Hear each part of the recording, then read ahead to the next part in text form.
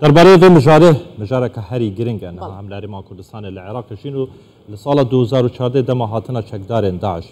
به هزارهان آوار جنابراست و خواره عراق برای خودان هرما کردستانه بیدم هرما کردستان نکوکی آواره خلکی هرما کردستان شوی کی کشی نکوک آواره پیشوازی وان کردن وکم خشک و برا پیشوازی وان کردن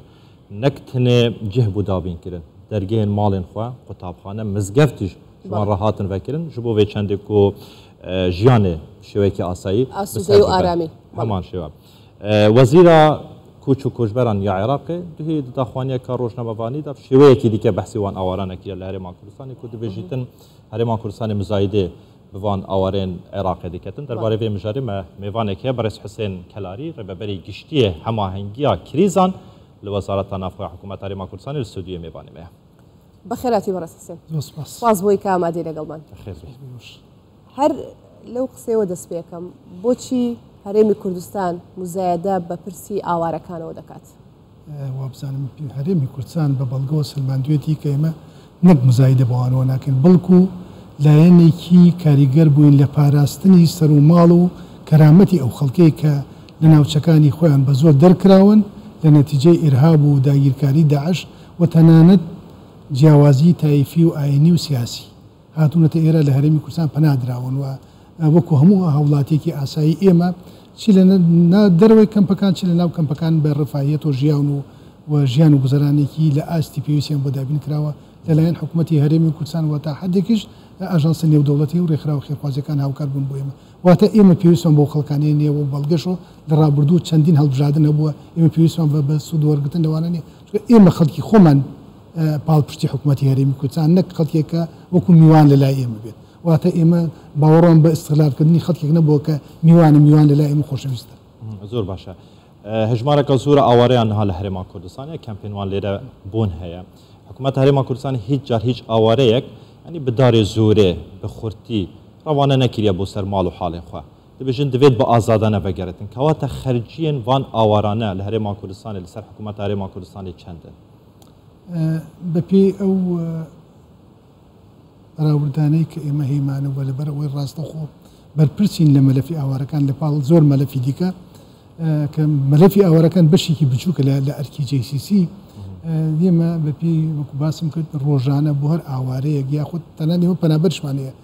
لە کەمپ و دەروی کەمپەکان پەنابەری سووریمانەیە وڵاتانی تشمانەیە وەکو ئەرک ڕۆژی بۆ هەر تاکێک $2.5 تا $3 لەسەر حکوومەتی هەرێمی کوردستان دەوەستێت واتە ئەمە مەبلەغێکی زۆر گەورەیە حتا لە ساڵی 2014 کە جارێکی کە لەلایەن حکوومەتی ئیتحادی و حەساری ئابووری خراسەر هەرێمی کوردستان بۆ جە و موچەی خەڵکی هەرێمی کوردستان ڕاگیرە بەڵام حکوومەتی هەرێمی کوردستان درێغی نەکرد لە خۆی لە خەڵکی خۆی بڕیوە خزمەتی و ئاوارانی پێ حکوومەت عێراقی ببوورەژینە دەپرسیارێک بەس حکوومەت عێراقی هیچ ئامادە بووە هاریکاریە حکوومەت هەرێما کوردستانی بکەتە نیشتابینکردنا خەرجیên وان ئاوارانە لە سەرەتاوە بە مەبلغێکی دیاری کراوە سەرەتا نەها مەبەستا من بەگشتی نەخێر ینی پرۆسەیەکی بەردەوامی بە مکانیزمی نەبووە کە بە بەردەوام کا لەسەر خزمەتکردن و کا بنمونە لە ساڵێکە 3 تا 4 جار سەلەی غەزایی نادۆ بۆ ئاوارانە کە زۆر جار سەلەی غەزایەکان ئێمە بە سوپاسەوە بە هەموو ڕاگەاندن کارەکان بەتایبەت کوردستان 24 و ڕوودا و ئەوان دیکە زۆر جار بابەت هەبووە نەمانێشتۆ بیورژێن لەبەر ئەو مواد غەزایانە کە هاتووە بۆ ئاوارەکان ماوەی بەسەر چووە واتە بە خەڵکی سوود وەرگرتن نەهاتوو بەڵام ئێمە چاوپۆشیشمان لەوە کردووە ئێمە تەمەنامانە کرد وەزیرەی بەڕێز وەزیرەی کۆچ و کۆچبەران لەسەر ئەساسی ئەوەی کە لە ساڵ کۆتایی ساڵی ڕابردوو ئێمە دانیشتمان لەگەڵا کردووە بەڕێزەوە لێرە جنابی سەرۆکی حکوومەت و بەڕێز وەزیری ناوخۆ پێشوازیان لێ کرد لەسەر ڕێنمایی بەڕێزیان ئێمە ڕۆیشتینە بەغدا لەگەڵ ئەوان دانیشتمان کرد و تەوەجوهێکی تری لەلا دروست بوو ئەوەی کە حکوومەتی هەرێمی کوردستان دەیڵێ ڕاستە لە خزمەتکردنی ئاوارەکان و تەنانەت میکانیزمی گەڕانەوەی ئاوارەکان بەڵام بەداخەوە دەبینین لە پێناو هەندێک دەستکەوت و مزایدات چۆن 180 لە وەزعەکە گۆڕاوە بە شێوەیەکی کە باسی ئەو بابەتانە ئەکات چی ڕێگرە کاک حوسێن لە گەڕانەوەی ئاوارەکان چونکە باسمان کرد لە 2014 بە لێشاو ئاوارێکی زۆر ڕووی لە هەرێمی کوردستان کردو ئەگەر بە ژمارە و داتالات بێ تا ئێستا چەند ئاوارە لە هەرێمی کوردستان ماون چەندان گەڕاونەتەوانێ وەچی ڕێگرە لەوەی کە ئاوارەکان بگەڕێنەوە ئێوەن وەکو هەرێمی کوردستان و حکوومەت ڕێگە نادەن ئاوارەکان بگەڕێتەوە یاخود ئاوارەکان بۆ خۆیان نایەنەوێت بە ژمارە ئەوەی کە ئیسا ئاوارە لە هەرێمی کوردستان ناو کەمپەکان و دەروی کەمپەکانی زیاتر لە 665,000 ئاوارە ئێمە نەکە ڕێگەنین بەڵکو تیمانەیە و تیمی گەڕانەوەی ئارەزومەندانەمانەیە بۆ زانیاری بەڕێستان و بینەرانی بەڕێز و حکوومەتی عێراق UNHCR IOM کە ئاژانسی کۆچی جیهانی ئەندامن لەو تیمە و ئاگادارن هەم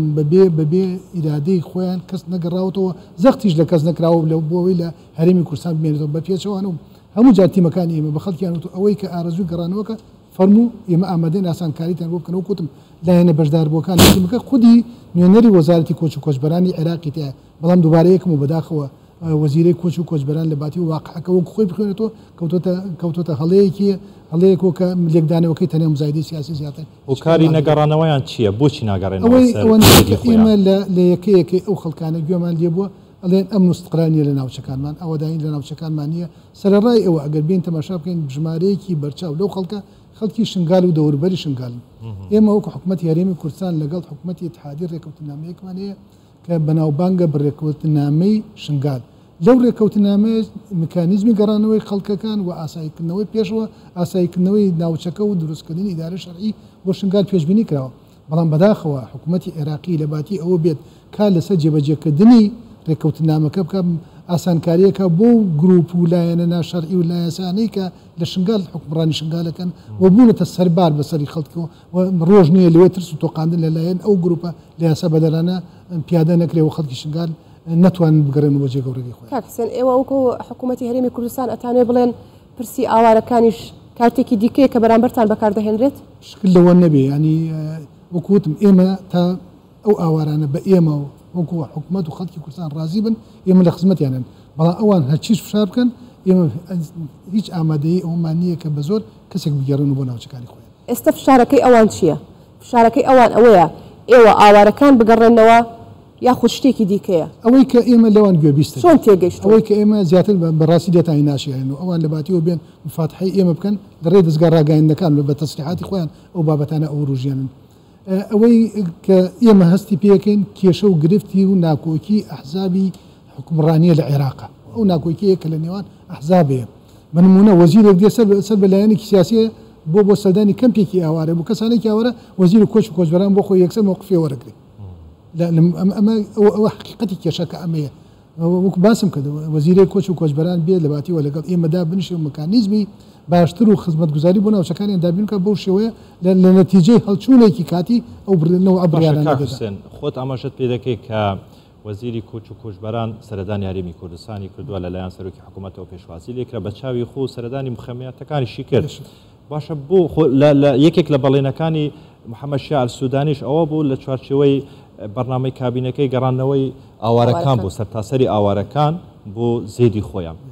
بۆچی ینی بەم شێوەیە قسە دەکاتن ینی خۆی ئاگاداری ورد و درشتی بابەتەکەیە هۆکارچە ینی ئەم پاڵنەرانە چین کە بەم شێوەیە لە ڕاگاندنەکانەوە قسە دەکەێت چی قازان دەکەن چیان دەست دەکەوێت بەشێک لە بەشداربووانی حکوومەتی عێراق ڕەنگە ئەو ڕێککەوتنامە ئەو هەنگاوانەی کە هەیە لە نێوان حکوومەتی هەرێم و حکوومەتی اتحادی ئیستا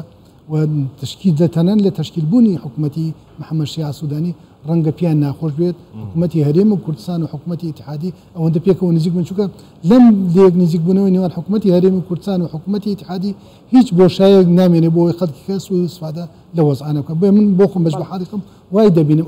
ئەویان مەبەستە نایانوێ ئەو علاقە سەلیمەی کە ئیستا کاری لەسەرەکەی بەردەوام بێت بەڕێز حوسێن کەلاری بەڕێوەبەری گشتی هەماهەنگی قێرانەکان لە وەزارەتی ناوخۆ گەلێک سوپاس بۆی ئامادەبووی لەگەڵمان. سپاس بۆی